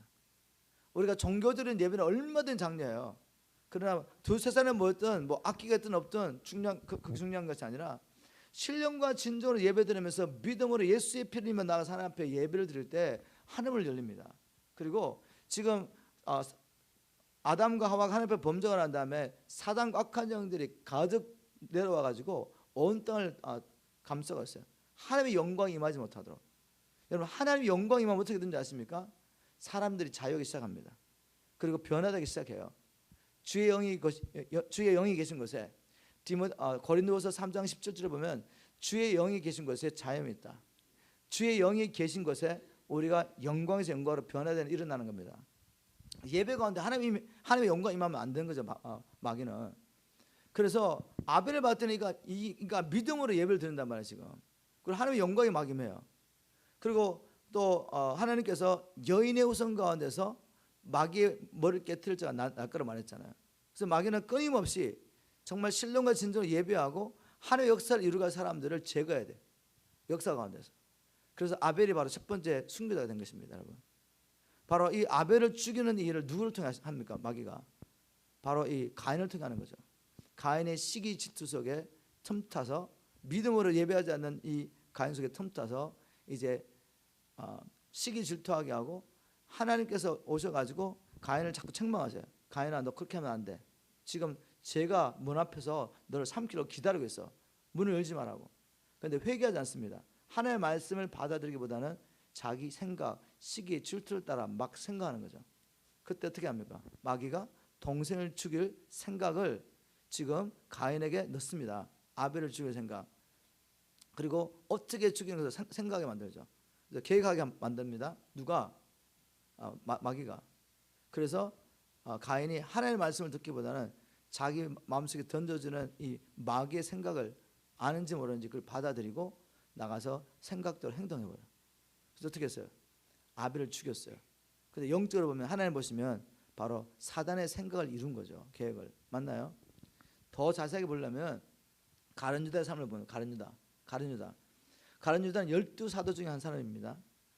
이 가룟유다가 끝까지 주님을 쫓아갔다면 주님께서 다시 오실 때 12지파 12보좌에 앉아가지고 12보좌 중에 한 자리에 앉아가지고 하나님과 예수님과 함께 열방을 통치할 그런 특권과 영광으로 부름을 받은 자죠. 그런데 이 가룟유다가 나중에 물질에 대한 욕심을 버리지 못합니다. 그 예수님의 재정부장이었어요. 예수님의 재정을 관리하면서 항상 이렇게 훔쳐 쓰는 거죠. 나중에는 예수님께서 예루살렘에 올라가서 고난을 받고 죽을 것이라는 이 말씀을 제일 믿었던 사람이 바로 가룟유다입니다. 12제자 중에서. 다른 사람들은 이제 주님께서 예루살렘에 올라가시면 메시아 왕국이 회복되고 그들이 주님과 함께 보좌에 앉아서 다스릴 거라고 생각했어요. 그런데 가룟유다는 주님이 죽을 것을 믿은 거죠. 그러면 소망이 뭐야? 마지막으로 또 물질을, 자기가 살아난 물질을 이 예수님을 팔문을 통해서 받아야 되잖아요. 얻어야 되잖아요. 그런데 놀랍게도 이 가룟유다 이 생각 가운데 누가 역사하는지 아십니까? 바로 마귀 역사를 하고 있습니다. 우리 한번 요한복음 13장 2절 요한복음 13장 2절 보세요. 거기 뭐라고 기록되는지. 마귀가 가룟유다의 마음속에, 마귀가 벌써 시몬의 아들 가룟유다의 마음에 예수를 팔려는 생각을 넣었더랍니다. 넣었더라. 집어넣은 거죠. 집어넣은 거죠. 누가? 마귀가. 그래서 마귀도 자기 역사를 이루기 위해서 사람을 통해 역사를 하는데 어떻게 한다고요? 생각을 집어넣는 거야. 생각을. 이 마귀가 주는 생각은 세상 안에서 우리가 얼마든지 알게 모르게 의식적으로 무의식적으로 계속 받을 수 있습니다. 그래서 하나님의 사람은 이 마음을 지켜야 돼. 그래서 잠언 4장 23절 잠언 4장 23절에 보면 무릇 지킬 만한 것보다 너희 마음을 지키라. 왜냐하면 여기서 생명이 나오는 것입니다. 우리 마음을 지키지 못하면 우리가 생명을 잃을 수도 있어. 자, 이런 원리인데, 자, 그럼 하나님도 우리를 통해 일하시기 위해서 우리 안에 씨를 뿌리는 거 아시죠? 그게 바로 마태복음 13장에 그 원리가 나오죠. 씨 뿌리는 비유 잘 아시죠? 예수님께서 이제 씨 뿌리는 비유를 통해 천국을 보여줍니다. 하나님의 역사가 어떻게 일어나는지. 바로 농부가 씨를 뿌릴 때 어떤 씨는 길가에 떨어지고 어떤 씨는 흙이 얇게 있지만 밑에 보면은 위에서 보면 흙이 있지만 밑에 보면 돌, 바위가 있는 그런 곳에 떨어지고, 어떤 씨앗은 이제 가시 그 등골에 떨어지고, 또 어떤 씨앗은 옥토에 떨어진다. 이게 다 뭐죠? 우리가 사람들이 가진 마음밭이에요. 마음밭입니다. 크게 나누면 주님께서 이제 네 가지 이 이야기를 하시면서 이 길가에 떨어졌다는 것은 이제 전혀 하나님의 말씀을 받을 수 없는 상태죠. 너무 세상에서 들어와가지고 하나님의 말씀을 받으려고 앉았는데도 안 되는데 생각은 다른 데가 있는 생각은 전혀 하나님의 말씀을 들을 수 없는 상태. 그래서 세상에 가서 계속 묵상하면서 앉아 계신 거야 지금. 그런 사람들은 말씀이 떨어지자마자 마귀가 어떻게 한다? 가져가 버려요. 열매를 맺을 수가 없습니다. 이런 사람 있는가 하면 어떤 사람 말씀을 받기는 해. 근데 믿음의 뿌리가 깊지 않아서 어려움과 말씀 때문에 어려움과 환란이 오면은 곧 말씀을 버려버리고 또 자기 생각대로 세상의 편리한 길로 가버린 사람. 이 사람도 결국은 열매 못 맺는 겁니다. 맞죠? 세 번째 사람은 가시떨기에 떨어졌다. 가시떨기는 뭐냐? 재리의 유혹, 즉 물질에 대한 욕심과 세상 염려 때문에 열매를 맺을 수 없어요. 결국은 세 사람다 다 열매 맺지 못한 건 똑같은 겁니다. 어떤 이유였든지. 맞나요? 근데 마지막 사람만 열매를 맺었어. 옥토에 떨어져서 이 사람은 30배, 60배, 100배 열매를 맺었다. 열매 맺는 게 얼마나 중요한지 아십니까? 일단 먼저 뭘 나누고 싶으냐면 우리는 열매를 반드시 맺어야 됩니다, 여러분. 열매를 맺지 않으면 다른 말로 하면 하나님의 말씀에 순종하지 못하면 천국 못 들어가요. 반드시 열매를 맺어야 됩니다. 열매 맺으셔야 돼. 이 네 가지 마음밭이 있지만 크게 나누면 두 가지예요. 열매 맺을 수 있는 마음과 열매 맺지 못하는 마음. 하나님도 우리를 통해서 자기의 뜻을 이루시기 위해서 말씀의 씨앗을 뿌린다는 거죠. 여러분 반드시 열매 맺으셔야 됩니다. 반드시 열매 맺어야 돼요. 지금 시간 없어가지고 열매를 맺지 못하면은 우리가 천국 갈 수 없다는 성경 구절 다 찾아 보여드리고 싶은데 제가 찾을 수가 없어요. 지금 시간이 없어요. 그것만 해도 한 토픽이거든요. 결론적으로 말씀드리면 주님 말씀대로 하면은 하나님 우리를 열매 맺게 하시기 위해서 불러주셨습니다. 우리가 구원받지 못하면 절대로 열매를 맺을 수가 없어요. 우리 사도 바울은 로마서 11장에서 이걸 이렇게 비유했죠. 우리가 예전에는 하나님 위해서 열매 맺지 못하는 돌감난나무에 붙었던 가지였다. 이런 가지들은 하나님의 심판을 받을 수밖에 없어요. 열매를 맺을 수 없기 때문에 하나님을 위해서 열매를 맺는데 먹을 수 없는 열매를 맺는 거죠. 즉 세상을 위해서 열매를 맺고 마귀가 원하는 삶을 사는 겁니다.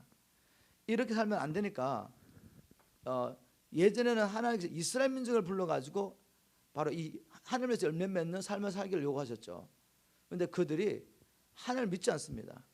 그리고 이 하나님을 믿는 것처럼 다른 종교처럼 하나님을 여겨버리고 그들의 목적이 이 땅에서 번성하고 이 땅에서 잘 먹고 이 땅에서 영향을 미치고 세상에 있었단 말이에요. 그래서 여호와 하나님만 믿는 것이 아니라 땅의 풍요로서 바알도 섬기고 또 옛날에 힘이라는 것은 자녀면 자녀, 제사라는 게 자녀란 말이에요. 노동력, 자녀가 많으면 많은 일을 할 수가 있고 돈을 벌 수가 있습니다. 그래서 다산의 신인 아세라 목상을 섬긴 거죠. 자, 왜냐하면 목적이 땅에 있었기 때문에 하나님 일에는 관심 없는 거죠. 바로 이렇게 가니까 하나님께서 이스라엘 민족 가운데 믿지 않는 자들을 꺾어버리십니다. 그리고 그 자리에다가 누구를 접붙인다? 이방인 가운데 믿는 우리를 접붙이신 거죠. 그래서 우리가 원래는 돌감나무에 붙었던 우리가 이제 하나님이 열매를 요구하시면서 빨리 찾으셨네. 이 참감나무의 신 예수님께 접붙임을 받았단 말이에요. 우리가. 그런데 주님 말씀하세요. 바울을 통해서 높은 마음을 품지 마라. 그러니까 옳도다. 그들은 믿지 아니함으로 꺾이고 너는 믿음으로 섰느니라. 높은 마음을 품지 말고 도리어 두려워하라. 왜요? 21절 넘어가서 21절. 하나님이 원가절도 아끼지 아니하신즉 즉 이스라엘 민족도 하나님의 부름을 받았지만 그들이 열매 맺지 못했을 때 꺾어버렸단 말이죠. 너도 아끼지 아니하리라. 두려워하지 말라는 거죠. 우리가 예수를 믿고 건남을 경험했다고 해서 그게 구원의 끝이 아니란 말이죠. 구원의 시작이란 말이죠. 시작. 열매 맺기 위해서 지금 열매 맺을 수 없는 우리를 하나님이 자기의 은혜와 능력으로 지금 예수님께 접붙이는까지 주님 하셨어요. 하나님이 이제 내가 선택해야 되는 것입니다. 내가 주님 안에 거할 것인가 아니면 세상을 사랑함으로 계속 세상에 머물러 있을 것인가 결정하셔야 돼. 자 22절. 그러므로 하나님의 인자하심과 준음하심을 보라. 넘어지는 자에게는 준음하심이 있으니 너희가 만일 하나님의 인자하심에 머물러 있으면 즉 하나님의 사랑 안에 머물러 있다면 우리 어떻게 하나님의 사랑에 머물러 있죠? 주님께서 포도나무에 비유해서 다 보여주셨어요. 요한복음 15장 10절 예수님께서 내가 아버지의 말씀에 순종함으로 그의 사랑 안에 거하는 것처럼 너희가 내 계명에 순종하면 내 안에 거하리라. 그래서 우리가 주님의 사랑 안에 거하는 비결은 주님께 순종하는 삶을 사는 것입니다. 순종하려고 할 때 불건하게 보이지만 하나님께 순종하는 게 불건하게 보이지만 우리가 순종하려고 할 때 하나님의 능력이 임합니다. 여리고성을 무너뜨리는 게 불가능한 것처럼 보이지만 주님 말씀에 순종하면 어떻게 돼요? 기적적으로 여리고성이 무너지는 거죠. 맞나요? 노아가 방주를 만드는 것이 불가능해 보이지만 하나님께 순종하면 초자인 하나님의 능력이 임해가지고 역사를 난다는 말이죠. 그래서 우리에게 주님 안에 머물러 있으라고 말합니다. 그 인자가 하나님의 사랑이 하나님의 인자가 너에게 있으리라. 그렇지 않으면 너도 찍힌 바 되리라. 열매 맺지 못하는 가지는 찍혀집니다. 그래서 우리 열매 맺어야 돼. 우리가 또 요한복음 15장에도 나오죠. 열매 맺지 못하는 가지마다 6절에 다 꺾여가지고 어떻게 됩니까? 불에 사른다 그랬어. 그래서 우리 열매 맺어야 됩니다, 여러분. 열매 맺어야 돼. 누구를 위해서? 하나님을 위해서 열매 맺어야 됩니다. 이제 열매 맺는 구체적인 방법을 제가 보여드리겠습니다. 자, 그래서 여러분이 뭘 해야 되냐면 인풋을 바꾸셔야 돼요. 계속 우리가 살면서 매일매일 뭔가 받아들입니다. 받아들여. 세상에서 받아들이는 것을 끊어진다면 끊으셔야 돼요. 이거 하셔야 돼. 왜? 열매 맺지 못하면 여러분 꺾입니다, 여러분. 하나님께 순종하지 않는 자, 아버지의 뜻대로 행하지 않는 자는 아무도 천국 가지 못합니다. 불법을 행하는 자, 하나님 뜻을 불순종하고 자기 생각대로 사는 사람들, 하나님 나라를 유업으로 받을 수 없는 게 성경의 말씀이에요. 우리가 너무 많이 잘못 배웠죠. 그냥 교리문답하고 아멘하면 그냥 끝나는 줄 알았어요. 그건 시작. 뭐 교리문답을 제대로 안 하면 또 거듭남도 없지만 거듭나는 것은 시작이란 말이에요. 시작. 하나님에서 열매 맺기 위해서, 주를 위해서 살기 위해서 우리 신분이 바뀌고 우리 자리가 바뀌는 거죠. 그러나 이스라엘 민족이 구원을 받고도, 애굽에서 구원을 받고도 불순종할 때 이스라엘 민족 간에 불순종한 자는 다 저 하나님 가나안에 들어가지 못했잖아요, 여러분. 이기는 자만이, 교회에게 말씀하시기를 이기는 자만이 생명나무의 실과를 먹게 될 것이다. 뭐 예수 믿으면 다 생명나무 실과 먹으면서 영사하는 거 아니냐고. 아니요. 믿는 자들에게, 교회에게, 일곱 교회에게 주님 거듭거듭 말씀하시기를 이기는 자만이. 이길 수 있는 사람은 성령을 모시고 있는 사람이에요. 아들의 생명을 가진 자만 이길 수 있습니다, 여러분. 근데 이 생명을 소멸할 수 있단 말이에요. 내가 죄를 사랑함으로, 세상을 사랑하기 때문에. 그래서 이기라고 말합니다. 이기는 자만이 생명나무의 실과를 먹을 것이다.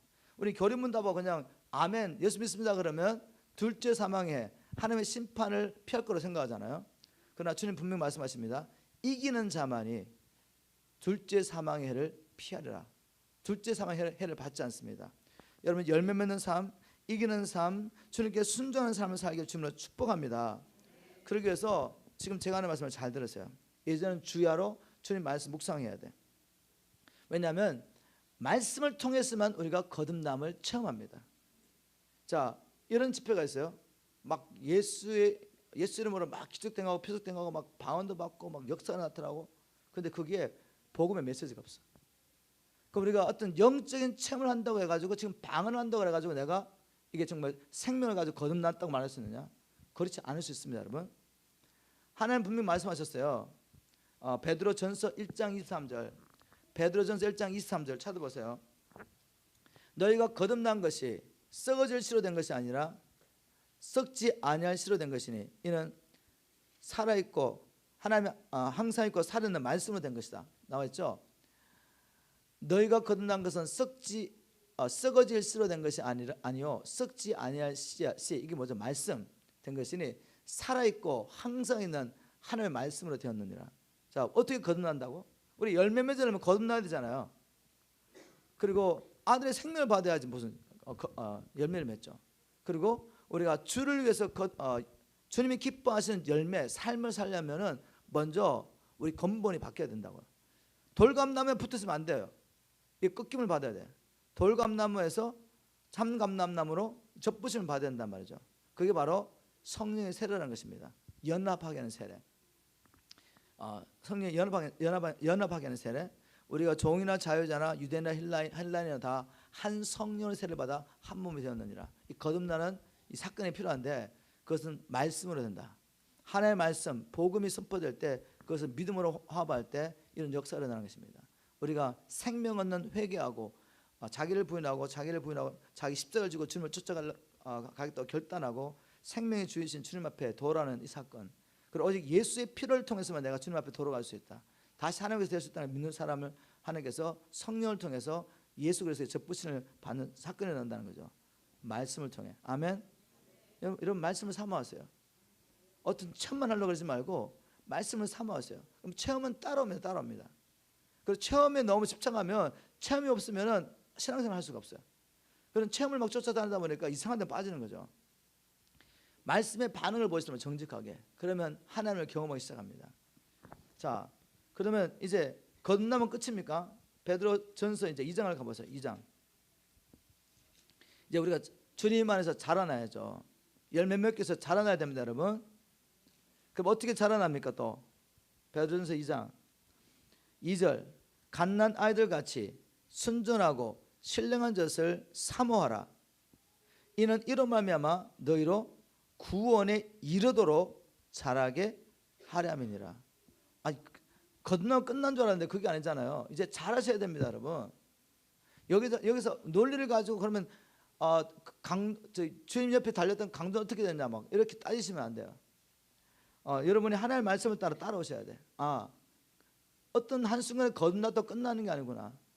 우리는 여기서 끊길 수 있습니다. 로마서 11장에서 바울이 경고하잖아요. 바울이 경고합니다. 고린도전서 10장에서 경고합니다. 히브리서 3장에서 또 히브리서가 경고합니다. 우리 예수님께서 복음서에서 계속 경고하셨어요. 그리고 요한계시록에서 이긴 자가 된다고 계속 경고하시죠. 너희들 이긴 자가 되지 못하면 생명책에서 너희 이름이 허려진다고 계속 경고하십니다.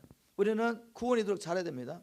바울은 그래서 빌립보 교회에게 빌립보서 2장 12절에 너희들은 항상 복종하여 두렵고 떨림으로 너희 구원을 이루어가라고 말했습니다. 우리가 애굽에서 난다고 끝이 아니란 말이죠. 광야에서 불순종하면 끝나는 거야. 우리 하나님께 순종해야 됩니다. 근데 순종하기 위해서 어떻게 해야 된다고? 신령한 젖을 사모하래요. 결국 하나님의 말씀이 힘입니다. 힘. 하나님의 말씀을 받아들일 때 믿음이 생기고 믿음의 역사가 나타나는 겁니다, 여러분. 근데 자꾸만 분명히 어떤 말씀을 받았는데 이제 집에 돌아가셔가지고 세상 것을 계속 바라보시면 말씀이 기억은 나는데 힘이 없어. 힘이. 그만큼 그 씨앗이 생명이 이 세상의 영에 눌려가 죽는단 말입니다. 여러분 죽어. 그래서 날마다 우리가 하나님의 말씀 묵상하는 게 너무 중요합니다. 그리고 또 이제 우리가 한번 디모데 3장 16절을 찾아보겠습니다. 우리가 거듭나기 위해서 말씀, 또 우리가 거듭난 사람이 이제 구원에 이르도록 자라기 위해서도 말씀, 이제 우리가 우리 주신 사명, 이 선한 일, 영혼을 구원하고 내게 주신 봉사일을 하기 위해서 준비돼야 됩니다. 우리가 준비되는 일을 위해서 말씀이 너무 중요합니다. 디모데후서 3장 16절. 디모데후서입니다. 전서가 아니고. 디모데후서 3장 16절. 잘 아시죠, 여러분? 모든 성경은 하나님의 감동으로 된 것으로 교훈과 책망과 바르게 함과 의로 교육하기 유익하니. 보세요. 하나님의 말씀 어떻게 한다고? 교훈합니다. 책망합니다. 바르게 합니다. 이건 아픈 거예요, 여러분. 수술이에요, 수술. 근데 사람들은 자기 길을 즐겁게 하기 원하는 메시지를 원하는 거죠. 아무런 도전도 안 되고 내 삶의 변화도 요구하지 않고 죄를 지어도 천국 가셨다는 이야기를 듣고 싶고 예수 잘 믿으면 이 세상 잘 된다는 이야기 듣고 싶은 거예요, 여러분. 그러나 진짜 생명의 메시지는 회개하지 않는 자들, 지금 세상에 머무르는 자들에게 회개하라고 말합니다. 세상 염려, 근심, 걱정에 묶여서 살지 마십시오. 목사님은 목사니까 그러지 세상에 나가서 한번 돈 한번 벌어보십시오. 우리가 얼마나 살기 힘든데요. 그렇게 말씀하시면 안 돼요, 여러분. 그 길을 가시면 죽는단 말이에요. 그래서 목회자가 계속 이야기하는 거죠. 아무리 바쁘더라도 먹고 사는 데 매이지 말고 말씀에 붙잡히세요. 말씀 묵상하셔야 됩니다. 피곤하고 오셔가지고 TV 앞에 앉아가지고 쉬고 계시면 안 된다니까요. 살기 위해서는 하나님의 말씀을 묵상해야 된다는 거예요. 하나님의 말씀 읽고 연구하고 또 혼자 안 되니까 영적 공동체 들어가서 목회자에게 리더에게 훈련을 받으시고 또 말씀을 배우고 하는 걸 점검하고 훈련하셔야 돼요. 훈련. 여러분 저도 처음부터 목사가 아니었습니다. 저는 평신도 때 주님 만났어요. 제가 그때 몇 가지를 했냐면 전임 제가 시작한 선교단체가 있고 그 다음에 제가 이제 또 우리 장인의 목회를 도와주고 또 찬양 사역 그리고 중보기도 훈련시키는 사역 EM까지 맡아 있었어요. 거기다가 신학 공부를 하고 있었습니다. 거기다가 우리 애들 키워야 되잖아요. 물론 우리 헬렌사하고 다 그에 키웠지만 이렇게 하면서 이 바쁜 일과 가운데 제게 가장 중요한 것은 하나님의 임재 앞에 머무는 시간이었어요. 하나님의 말씀을 읽고 묵상하지 않으면 하루를 시작하지 않는 거죠. 지금 8시부터 가면 시험 쳐야 돼. 근데 저는 이제 장학금 받고 공부를 했어요. 장학금 받고 공부했는데 공부를 잘한 것이 아니라 정말 주님이 지혜를 주셔가지고 저는 맨날 고등학교 때는 70명 중에 669등 아니면 670등 했던 사람이에요. 하나님 믿고 난 다음에 지혜를 주셔가지고 장학금만 받고 지냈습니다. 자, 근데 장학금 받으면 공부를 잘해야 된단 말이에요. 그런데 아침 일어나면 숙제를 하는 것이 아니라 하나님의 말씀 묵상하는 거죠. 틈만 나면 성경을 외우는 거죠. 그러면서 시간 날 때 내가 정해진 시간 안에서 공부만 하는 거죠. 정해진 시간이 지나면 이제 다른 일을 해야 돼. 그 정해진 시간 안에 쪼개가지고 공부를 하는 거죠. 여러분, 저도 미국 가서 청소부터 하는 사람, 청소하고 베이크를 가지고 8시간 동안 디시만 씻으면서 저도 세상에서 일했던 사람입니다. 근데 여러분이 어떻게 우선순위를 정하냐에 따라서 그 삶을 사는 거죠. 그래서 마음을 정하십시오. 자, 왜냐하면 이 모든 하나님 말씀을 통해서 우리가 책망받고 교육하고 바르게 되지 않으면, 한마디로 말하면 갱신이 일어나지 않으면, 이 말이죠. 마음이 변화되지 않으면 우리가 주를 섬길 수가 없어요. 자, 하나님께서 말씀을 또 이렇게 하신 이유가 뭐죠? 17절 좀 띄워주세요. 이는 하나님의 사람으로 온전케 하며, 제가 외운 것 좀 다르지만, 이는 하나님의 사람으로 온전하게 하며 모든 선한 일을 행할 능력을 갖추게 하려 함이라. 자, 하나님께서 주신 모든 선한 일을 하려면 어떻게 해야 된다고? 여러분, 말씀의 충만을 받으셔야 돼요. 말씀으로 날마다 교육받으셔야 된단 말이죠. 아멘. 더 구체적인 적용, 말씀의 충만을 받기 위해서 이제는 집에 가셔가지고 세상의 영을 받는 모든 통로를 차단하십시오. 그거 하셔야 돼요, 일단. 그리고 매일매일 시간을 정하시고, 나는 이 시간에 잠이 오든 뭐하든 말씀 붙잡고 기도한다, 정하셔야 돼요. 제가 처음에 신앙생활 할 때 마음을 정하고 밤일 했기 때문에 새벽 5시 반이면 끝나요. 집에 오면 6시야. 그리고 저는 이제 막보러 집에 안 들어가고 집 뒷뜰에 제가 옛날에 음악을 했기 때문에 드럼을 쳤기 때문에 처음에 제가 미국 올 때 허황된 꿈을 갖고 왔죠. 세계적인 드러머가 되겠다 온 거죠. 왔는데, 그래서 제가 집을 사고 난 다음에 집 뒷뜰을 방음 장치해가지고 드럼을 집어놨어요. 그래서 주님 믿고 난 다음에 그 드럼을 뽑아가지고 교회 갖다 놨습니다. 그 당시에는 이 기타를 치고 예배를 한다, 이건 있을 수 없는 이야기예요. 그때는 피아노 반점하던 때예요. 30년 전입니다, 미국에. 그런데 드럼을 갖다 놓고 일렉트릭을 갖다 놓고 베이스 기타를 가르치고 찬양실을 만들어가지고 얼마나 많은 핍박을 받았겠습니까, 제가. 어쨌든 집에 딱 돌아오면 첫 번째 하는 일, 아무리 피곤해도 그냥 기도실, 제가 만든 그 방음 장치가 된 그 자리에 들어가서 기도를 하는 겁니다. 찬양을 들으면서 예배 드리고 기도를 하는데, 어떤 때 얼마나 피곤해요. 막 기도하다가 자는 거야. 그럼 정말 여러분, 거짓말 안 보태고 물구나무 서기 주님 잘 깨워달라고 거꾸로 서가지고 기도를 하는 거죠, 여러분. 하나님 앞에 그렇게 의지를 벌고 나갔더니 돌파가 일어나요. 돌파가 일어나서 이제 기도가 되는 거죠. 왜냐하면 살아야 되니까. 여러분, 마음을 정하시고 가장 좋은 시간을 하나님 앞에 드리세요. 이거 해야 됩니다. 근데 혼자 안 돼. 그때 이제 우리 장인어른이 사랑의 교회 제자훈련 막 시작할 때 오카노 목사님이, 우리 오카노 목사님 후배시니까 그 자료를 다 가지고 우리 제자훈련 하셨어요.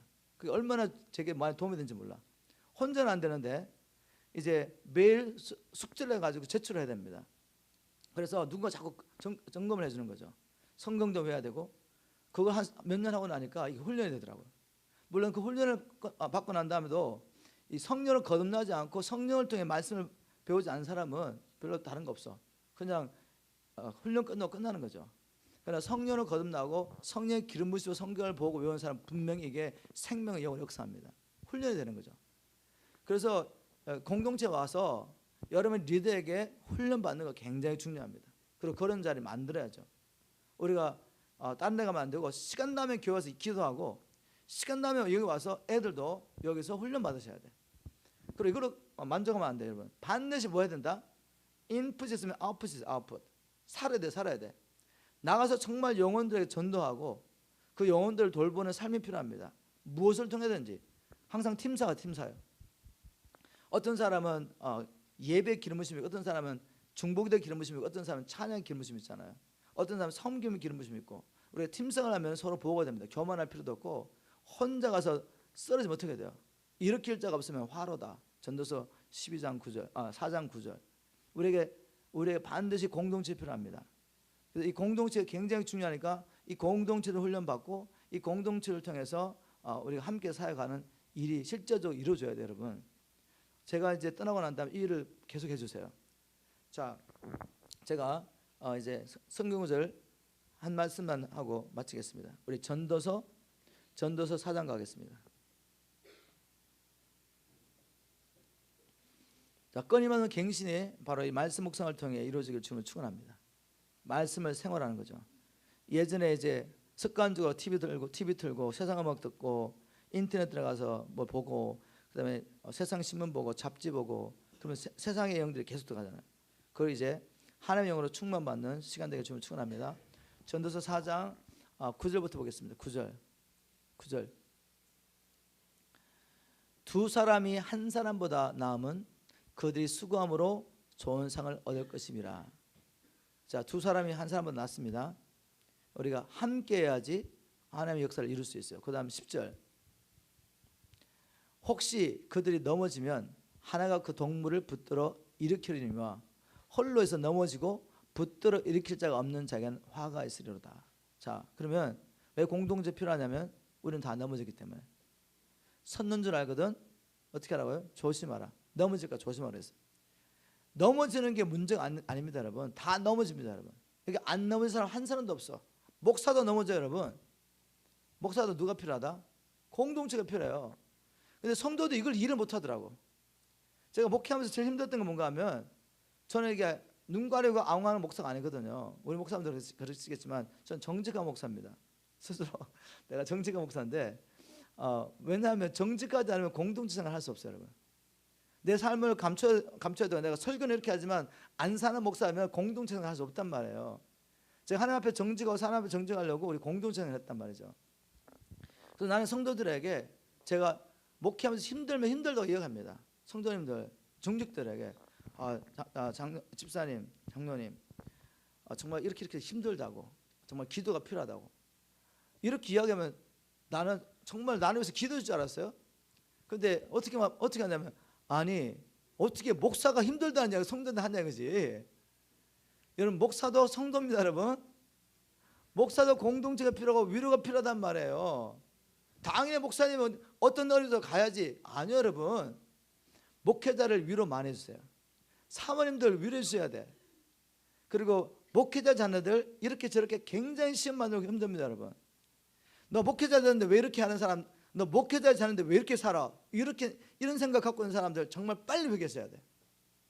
목회자 자녀도 여러분의 자녀도 똑같습니다.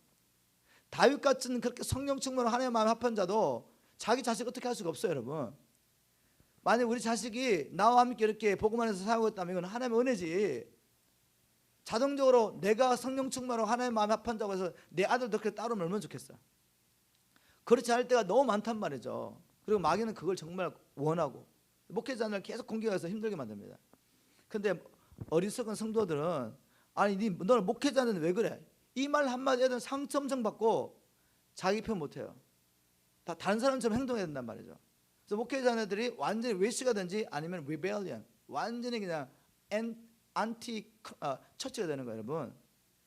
이건 여러분들이 어떻게 하나 달렸습니다. 그래서 목회자 자녀들 가정의 위로가 정말 필요합니다. 위로해 주세요. 그냥 불러놓고 목사님 정말 힘드시죠? 밥을 한번 먹이고 부족하지만 제가 기도하겠습니다. 특히 막 교회가 힘들고 어려울 때 지혜에 있는 성도들 그들은 빨리 목사님과 사역자들을 모셔서 위로하시고 격려하시고 목사님에게 허물이 있을 수 있습니다. 목회자 그걸 모르는 줄 아세요? 다 압니다, 여러분. 목사님 어쨌든 하나님의 주신 것 소신껏 하십시오. 그리고 지혜롭게 하시도록 제가 기도하겠습니다. 그리고 어쨌든 목사님 저는 목사님과 함께 주님의 역사를 이루고 싶습니다. 우리가 원하는 건 한 가지지 않습니까? 정말 열방의 주님 앞에 돌아오는 거고 우리 차세대가 준비되어서 주님 오시는 그날까지 우리가 이 복음 역사 이루자는 거 아닙니까? 하다 보면 실수도 있고 어려움이 있어요. 그럼 어떻게 해? 위로해야지. 목사님을 힘들게 하면 안 돼요, 여러분. 자, 그래서 공동체 너무 중요하다는 이야기. 자, 우리 12절로 뛰어가겠습니다. 12절. 자, 그래서 제가 10절에서 나누고 싶은 건 뭔가 하면 넘어지는 것은 문제가 아니다. 넘어집니다. 그런데 넘어지고 난 다음에 붙들어질 동무가 없는 게 문제란 말이에요. 여러분 반드시 이 동무를 찾으십시오. 교회 안에서. 아멘. 자, 12절. 그래서 결론이 한 사람이면 패하겠거니와 두 사람이면 맞설 수 있나니 지금 마귀의 싸움입니다. 우리가 지금 두 사람이면 싸워서 이길 수 있단 말이죠. 세 겹줄은 쉽게 끊어지지 아니하느니라. 여러분 아름다운 공동체 하나님 주셨어요. 이 공동체에서 여러분 훈련받고 목회자에 주신 영적 비전을 함께 나누면서 여러분의 온 가정이 하나님의 역사를 이루는데 쓰임받기 위해서 이제 주야로 하나님의 말씀을 묵상하고 세상의 영이 아니라 세상의 욕심이 아니라 또 시기 질투나 그런 것에 붙잡히는 것이 아니라 하나님의 말씀에 붙잡히기를 주님으로 축원합니다.